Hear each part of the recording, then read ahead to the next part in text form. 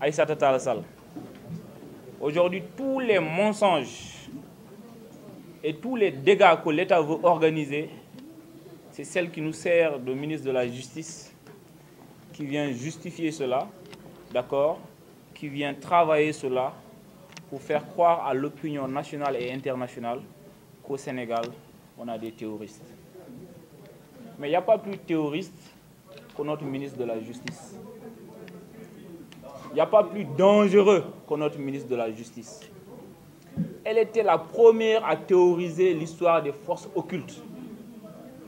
Et tout de suite après, le 4 avril qui suivait, d'accord, le général de l'armée du Sénégal a fait une sortie pour démentir, pour dire qu'au Sénégal, il n'y a pas de forces occultes, que l'armée du Sénégal contrôle l'intégralité du territoire national.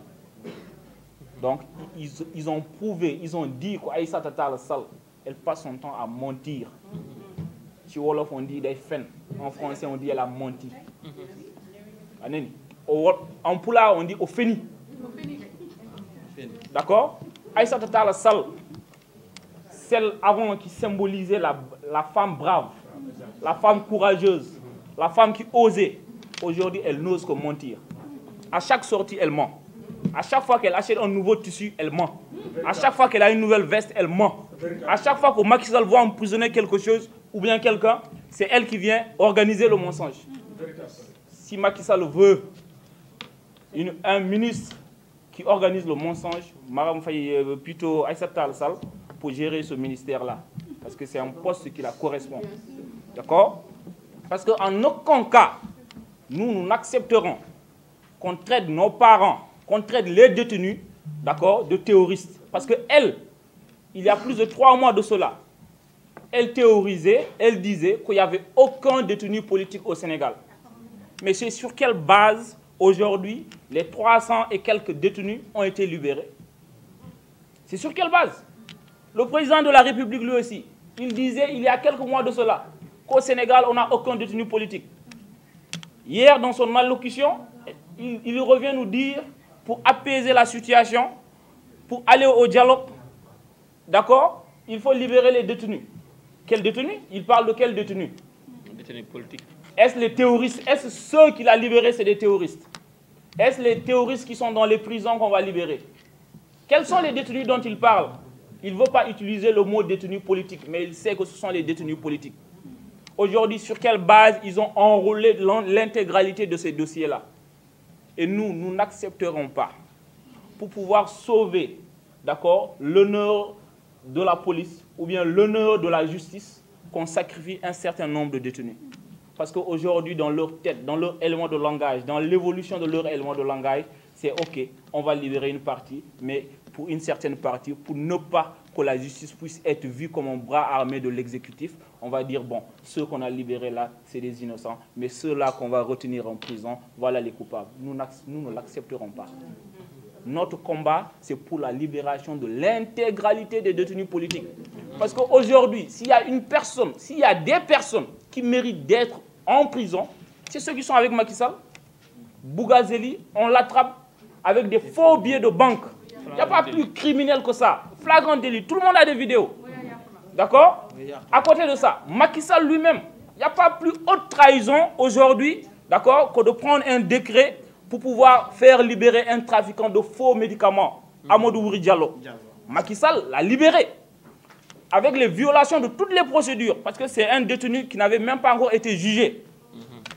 Pourquoi Macky Sall a refusé qu'on juge ce détenu-là? Qu'est-ce qui se cachait derrière?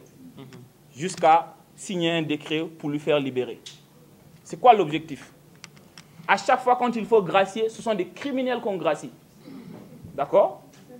Nous n'accepterons pas que nos enfants soient en monnaie d'échange. Maintenant, pour pouvoir attirer l'opposition, pour pouvoir discuter avec l'opposition, pour pouvoir dialoguer avec l'opposition, pour pouvoir dealer avec certains, il est obligé de faire sortir un certain nombre de détenus pour dire, bon, si vous voulez que les autres puissent sortir, venez vous asseoir sur la même table que moi. Nos enfants ne sont pas une monnaie d'échange. Macky Sall doit libérer l'intégralité des détenus ou bien il va augmenter le nombre. Parce que nous, demain, on va se rassembler au terrain de Sacré-Cœur 3.